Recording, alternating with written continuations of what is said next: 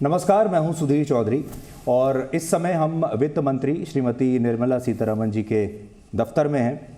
ये वही जगह है जहां भारत की बड़ी बड़ी वित्तीय नीतियां बनती हैं, बड़ी बड़ी पॉलिसीज़ बनती हैं और बजट भी यहीं से तैयार होता है। और आज बजट पर बात करने के लिए हमारे साथ हैं देश की वित्त मंत्री श्रीमती निर्मला सीतारमण। और इस इंटरव्यू में मेरी मदद करने के लिए मेरे साथ मेरी सहयोगी हैं जी बिजनेस की एग्जीक्यूटिव एडिटर स्वाति खंडेलवाल। जी सर, थैंक यू। नमस्कार निर्मला जी, बहुत बहुत शुक्रिया अपने दफ्तर में हमें ये समय देने के लिए। You welcome. आपने 4 बजट पेश किए अभी। Which one was your best budget? Do you think this one is your best, या इससे पहले का कोई और बजट आपको बहुत पसंद रहा? नहीं, I can not decide. More than the best I would think प्रश्न ये होना था कि कौन सा बहुत ही चैलेंजिंग था। पिछले साल का भी चैलेंजिंग था, इस साल का भी चैलेंजिंग था, क्योंकि कोविड अभी तक है, चला नहीं गया। और पिछले बजट जब हमने पेश किया 1 फरवरी 2021 में, इंडिकेटर्स रिवाइवल का बहुत स्ट्रांगली हमारे सामने थे, इसीलिए एक बजट प्रिपेयर हुआ उस रिवाइवल को बरकरार रखने के लिए। मगर तुरंत हमने सेकेंड वेव फेस किया अप्रैल में। वो बजट एकदम चैलेंजिंग वातावरण में बनाया और चैलेंज बहुत उस समय लगा कि एकदम चैलेंजिंग है। मगर इस साल जब हम इस तैयारी में हैं, वेव ऑलरेडी सेट हो गया है ओमिक्रॉन का। सो बजट पेश करने से पहले ही ये वेव आया, इसीलिए एक के बाद एक चैलेंज ही चैलेंज। सबसे ज़्यादा सवाल जो हम लोगों से पूछे जा रहे हैं वो है क्रिप्टो करेंसी के बारे में। और बहुत लोग ऐसे हैं जो कि कंफ्यूज्ड हैं, जो आपने अनाउंसमेंट किया क्रिप्टो करेंसी के बारे में, डिजिटल करेंसी के बारे में कि 30% टैक्स लगेगा। क्या आपने क्रिप्टो करेंसी को अब देश में लीगल कर दिया है? क्योंकि आपने कहा कि टैक्स लगेगा, तो हम चाहेंगे कि आप हमारे इतने सारे दर्शकों के लिए जिन्होंने क्रिप्टो करेंसी में पैसा भी लगाया है, उनके लिए थोड़ा स्पष्ट करें कि आज क्रिप्टो करेंसी का क्या स्टेटस है अभी, और क्या ये 30% के बाद अलग से एक जीएसटी भी लगेगा? क्या आप ये मानते हैं कि ये एक लॉटरी की तरह होगा? क्रिप्टो करेंसी, डिजिटल करेंसी, इन सब शब्दों के ऊपर हम थोड़ा ध्यान से सोचें और उसको उपयोग भी करें। करेंसी होता है जिसका सरकार की बैकिंग है, कुछ उसका इंट्रिंसिक वैल्यू होना चाहिए। करेंसी वो चीज़ है करेंसी, और वो इंट्रिंसिक वैल्यू उसको मिलता है जब सरकार उसको इशू करता है। अगर घर बैठे बैठे आप और मैं कुछ करेंसी इशू करें, वो करेंसी थोड़ी ना होता है। मगर बाहर जो माइनिंग के साथ, माइनिंग के द्वारा और ये ब्लॉकचेन टेक्नोलॉजी को उपयोग करते हुए आप इशू करते हो, कुछ हद तक वो कुछ एसेट हो सकता है, ना कि करेंसी। ये डिफरेंस हम पहले से समझ लें जी। उसके ऊपर ट्रांसैक्शन के द्वारा आप कुछ कमा रहे हो, प्रॉफिट, उस प्रॉफिट के ऊपर हमने टैक्स लगाए। सो वो करेंसी नहीं है पहले। फिर वो ट्रांसैक्शन के द्वारा आप सेल कर रही हो, खरीद रही हो और प्रॉफिट भी कमा रही हो, फिर वो टैक्सेशन लगाना पड़ता है। फिर ये ट्रांसैक्शन में भाग लेने वाले प्रॉफिट नहीं कमाया, एक से दूसरे के हाथ में चल रही है, फिर भी क्योंकि ट्रांसैक्शन हो रही है उसके ऊपर टीडीएस। हम कम से कम समझ लें कि ये बात इज अबाव बोर्ड। टीडीएस का अर्थ यही है कि वो एडिशनल टैक्स नहीं है, आप बाकी जो टैक्स भरेंगे उसमें रिकंसाइल कर दो भैया। इधर पेमेंट कर रहे हो, वो उधर एडजस्ट कर लो, आपके बाकी टैक्स जो पे करना है ये एडिशनल नहीं है, टीडीएस। सो इसके द्वारा ये सब विल बी अबाव बोर्ड। अभी मुझसे बार बार पूछा गया कि ये आप रेगुलेट नहीं कर रही हो मगर टैक्स कैसे कर रही हो? टैक्स इसीलिए कर रहे हैं कि ट्रांसैक्शन हो रही है। हम एक कमरे में बैठ करके ये तय नहीं कर रहे हैं, आपके साथ बात कर रहे हैं, जिनको भी हमारे साथ इस विषय में बात करना है करिए, सबका ओपिनियन लेकर के कुछ निर्णय करेंगे, बिल्कुल। सो कंफ्यूजन के कुछ भी कारण नहीं है। मगर अगर टेक्निकली क्या इसमें 30% लगाना है, ये 30% के अंतर्गत आएगा कि नहीं, ये सिर्फ ट्रांसैक्शन है इसलिए इसमें सिर्फ TDS है क्या, इन सभी प्रश्नों के लिए ज़रूर हम हर कदम तैयार रहेंगे जरूर क्लैरिफिकेशन देने के। आम आदमी की भाषा में जो आम आदमी का सेंटिमेंट है वो ये कहता है कि आज का मिडिल क्लास श्रवण कुमार की तरह है। उसके एक कंधे पर कॉरपोरेट लोन्स का भार है सुपर रिच के लिए, दूसरे कंधे पर बिलो पॉवर्टी लाइन और फार्म लोन्स हैं, और इन सब को जो फाइनेंस कर रहा है वो मिडिल क्लास का आदमी कर रहा है, बिकॉज वही ईमानदार आदमी है जो टैक्स भी देता है, अपना काम ठीक से करता है, अपनी बचत करके बैंक में भी डालता है। तो दोनों का बोझ, सुपर रिच का भी और सुपर पुअर का भी बोझ मिडिल क्लास पर ही आ गया है। नहीं, विद ड्यू रिस्पेक्ट्स मैं एक बात बोलना चाहती हूँ जी। हाँ, टैक्स पे करते हैं, ऑनेस्ट टैक्स पेयर्स का मैं ज़रूर हर मेरा बजट स्पीच में एक लाइन कम से कम रिकग्निशन के नाते बोलती हूँ, I really appreciate honest tax payers who पे फॉर द कंट्री, मैं रिकग्नाइज करती हूँ। मगर हम तुरंत इस देश का जो डेवलपमेंट हो रही है उसको दरकिनारे करना मुश्किल है। आज हर गरीब हमारे भाई बहन नहीं है क्या, उनके लिए शौचालय, उनके लिए गैस, उनके लिए मकान, उनके लिए घर तक पानी, ये सब किसके लिए है? वो उस तरफ रखना है क्या? वो भारत के नागरिक नहीं है क्या? दूसरा, रिच के लिए हम क्या कर रहे हैं?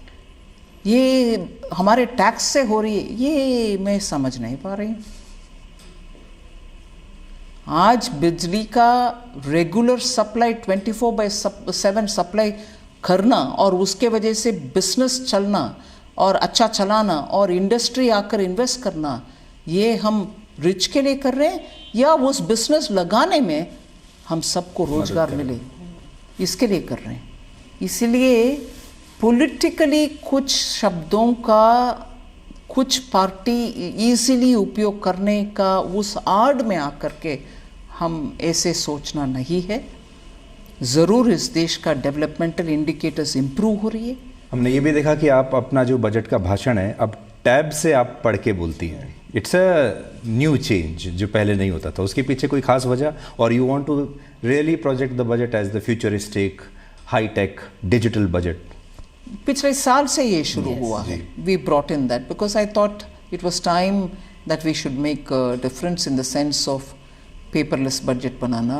फाइल्स पेपरलेस चल रही है आजकल और कोरोना के समय बहुत ही उपयोगी रहा। We didn't have to touch because initially people who didn't want to touch currency, banks में सैनिटाइज करते थे बैंक हर रुपया को। सो उस समय तो we thought this making it digital will be perfectly acceptable and it helped. Budget का drill रहता है, आपने बजट पेश किया, उसके बाद आपकी पार्टी बोलती है तुरंत ऐतिहासिक बजट, आज तक का सबसे बढ़िया बजट पेश किया है। थोड़ी देर के बाद राहुल गांधी आ जाते हैं कि एंटी फार्मर बजट है, एंटी पुअर, मिडिल क्लास के लिए कुछ नहीं है, और फिर धीरे धीरे शाम तक पूरे न्यूज़ चैनल्स पर डिबेट होने लगता है। And finally you know seem to be explaining कि नहीं नहीं ऐसा नहीं है। सो जब आप बजट बनाते हैं आप पहले से इस बात की तैयारी करके रखते हैं कि आपके ऊपर यही आरोप लगने वाला है कि एंटी पुअर है, मिडिल क्लास के लिए कुछ नहीं है, फार्मर्स के लिए कुछ नहीं है, and then you have to give some kind of explanation. Is there any kind of pressure also while making the budget? We prepare to be able to explain what is in the budget, and in that process what is in the budget for A section, B section, C section. Yes, we prepare for that because we have to explain the budget out. मतलब वो तो ज़रूर exercise करते हैं, मगर मैं एक हल्की सी बात इसमें जोड़ना चाह रही हूँ। मुझे किसी ने भेजा एक R.K. लक्ष्मण के कार्टून जो 1985-86 उस समय का है। उसमें बोल रहे हैं कि मीडिया जाकर के किसी नेता से पूछता है, तब माइक नहीं है, वो लिख रहा है मीडिया, शायद वैसे पिक्चर है, और आम आदमी उधर जो R.K. लक्ष्मण के कार्टून के मेन हीरो है वो खड़े होकर सुन रहा है। यही था विपक्ष के नेता उस समय भी उस कार्टून के द्वारा यही बोल रहा है कि फार्मर के लिए कुछ नहीं है, गरीब के लिए कुछ नहीं है, मिडिल क्लास के लिए कुछ नहीं है। मैं लाइट हार्टेड कमेंट बोल रही हूँ, कुछ इश्यूज हर बजट के बाद स्टॉक लाइन हो गए हैं। और जब हम इस इशू के बारे में, इस बजट के बारे में बात करते हैं, फार्मर्स के लिए इतनी सारे, आज का उनका छोटा फार्मर का हालात देखते हुए जो प्राइम मिनिस्टर ने उनको किसान सम्मान निधि देते हैं वो डायरेक्टली उनके अकाउंट तक पहुंचता है, साल के लिए 6,000 रुपीज़ ईच फार्मर का। उससे शायद अप टू 10 करोड़ फार्मर्स का बेनिफिट मिल रही है। पर आपको ऐसा लगता है कि कृषि कानून जो वापस लिए गए उसकी वजह से एक काफ़ी ब्रेक लगा? नहीं तो आप फार्मर्स की जो इनकम है उसको और अच्छा कर सकते थे। It was a jolt. Well, that is one way in which we could have, but we are also doing equally other ways. मैंने जुलाई 19 का बजट में अन्नदाता ऊर्जादाता क्यों नहीं बने? अन्नदाता कैन बिकम ऊर्जादाता. We gave them solar equipments for their own pumps for pumping out water. नहीं तो वो एक्सेस रहने में ग्रिड को सप्लाई भी कर सकते हैं. और एग्रो फार्म्स, बी कीपिंग, ऐसे फार्मर के लिए एक्स्ट्रा, और आजकल भी फूड प्रोसेसिंग के द्वारा विलेजेस में ही वैल्यू एडिशन करने के लिए एग्रीकल्चर प्रोडक्ट्स के लिए हम प्रावधान दे रहे हैं. VGF वायबिलिटी गैप फंडिंग के द्वारा यूनिट्स लगाने के लिए प्राइवेट पार्टीज को ले आ रहे हैं. विपक्ष के अगर आप दो सबसे बड़े आरोप आपके लिए रहे हैं अगर आप देखें तो, और ग्राउंड पर जो उन्होंने बहुत एस्टेब्लिश करने की कोशिश की है, महंगाई और बेरोजगारी. हर जगह अगर आप देखेंगे तो इसी पर प्रोटेस्ट है, इसी पर प्रेस कॉन्फ्रेंस है, इसी पर ट्वीट्स हैं. राहुल गांधी का भी आप देख करके देख लीजिए, जो यूथ का जो प्रोटेस्ट हो रहा है, छात्रों का भी, बेरोजगारी और महंगाई. सो आपको क्या लगता है, वाकई में महंगाई और बेरोजगारी बढ़ी है? और अगर नहीं बढ़ी है तो we have been not able to convince the people कि this is the real data. एक और विषय इसमें जोड़ना है कि डेटा एक विषय है, मगर सचमुच हमारी देश में महंगाई के हार्डकोर 3-4 मुद्दे कभी भी रहा, उसके लिए हम काम कर रहे हैं. May be in a few years time वो सब एड्रेस भी होंगे. इन्फ्लेशन और महंगाई के कारण जो बनते हैं वो सब, वो एक है. दूसरा, इस देश में जितना दाल हमें चाहिए उत्पादन उतना नहीं है, इसीलिए दालों का कमी कभी भी रहता है. और सीजन आने से पहले, मतलब अगला क्रॉप आने से पहले वो एकदम प्राइसेस बढ़ जाता है. कभी भी हम वो गैप फिलअप करने के लिए इंपोर्ट करते हैं, इस बार भी, पिछले साल भी. और इंपोर्ट में डिसीजन लेने के समय बहुत धर्म संकट रहता है. दालों का कमी भरपाई करने के लिए ही प्रधानमंत्री जी अभी किसान को ये बोल रहे हैं कि अब दलहन और तिलहन, ऑयल्स, एडिबल ऑयल भी यही प्रॉब्लम है. सडनली आप इंपोर्ट के लिए रिस्ट्रिक्शन निकालो, हमें फ़ायदा हो रही है नहीं हो रही है, दूसरी कंट्री से जो आ रहे हैं वो एक्सपोर्ट का रेट बढ़ा देते हैं. So there are quite a few such balancing. मैंने प्रधानमंत्री का इंटरव्यू किया था कुछ साल पहले और उन्होंने कहा था कि अब जो पकौड़े वाला है वो अगर पकौड़े बेचता है तो क्या वो रोज़गार नहीं है, और उसके लिए बड़ी ट्रोलिंग हुई और विपक्ष ने उसको बड़ा मुद्दा बना दिया. आपको ऐसा लगता है कि हमारा जो यूथ है, एक्चुअली सबको सरकारी नौकरी चाहिए, और जैसे आपने कहा कि FD से पैसा निकाल के स्टॉक मार्केट में भी लगाना चाहिए तो आपको ज़्यादा बेहतर रिटर्न मिलेगा. बेरोजगारी का मुद्दा भी कुछ वैसा ही है कि लोगों को they need certain kind of jobs and not the other side of the jobs, और इसीलिए आप शायद प्रोवाइड नहीं कर पा रहे हैं. नहीं, वो सही बात है. और ये भी है कि हम कॉलेजेस से जब, और स्कूल, हायर एजुकेशन से, हायर सेकेंडरी एजुकेशन से सब जब स्टूडेंट निकल कर आते हैं, उनके हाथ में काम करने लायक स्किल्स नहीं होते. वोकेशनल ट्रेनिंग एक ज़माने में इस देश में देते थे, मगर उसका, if I can use the word, glamour चला गया.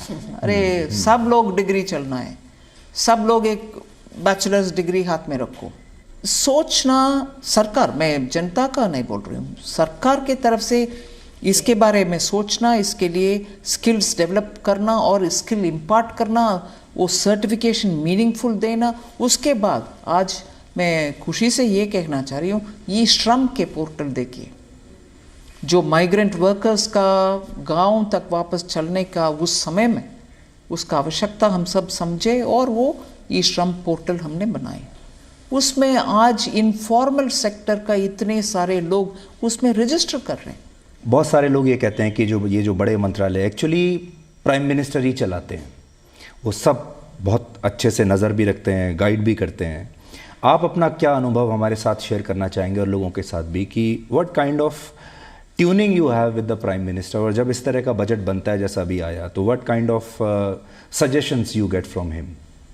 नहीं, constant guidance, constant support, high level of international professionalism के साथ वो हैंडल करते हैं। हर एक के बात सुनते हैं ध्यान से। I am sure all of you know that is not a secret. कोई किसी ने उनके सामने बैठ करके बात करने समय no interruptions, no phone calls, no distractions, पूरे अटेंशन के साथ आप जो भी कह रहे हो उनको वो सुनते हैं। फिर बाद में दोबारा बैठ करके हम सब के साथ उस सजेशन, एक नहीं दो नहीं बहुत सारे कंसल्टेशन से जो भी आए उन सब के साथ क्या विचार है, कैसे करना है।